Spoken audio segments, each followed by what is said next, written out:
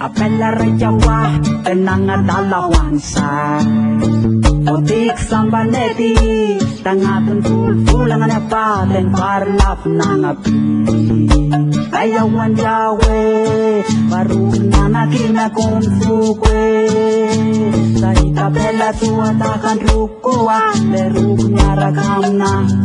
sahita sakatuna kuwa leruk sambayarakamna dewan yawa dewan yawa dewan yawa dewan yawa dewan yawa dewan yawa dewan yawa dewan yawa dewan yawa dewan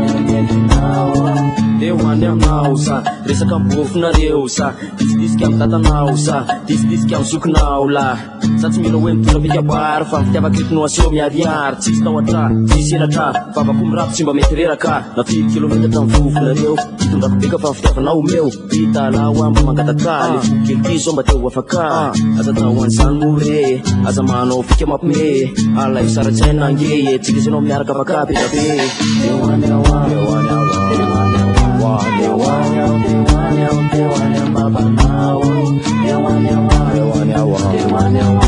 dewan yawa dewan yawa dewan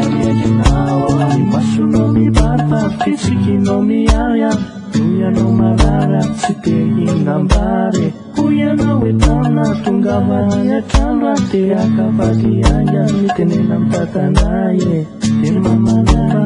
na isukina tasmai tatatu alikui pepenaye nefisa simasa walaka siwalitsumiyawe siwanyawa siwanyawa siwanyawa siwanyawa baba nawa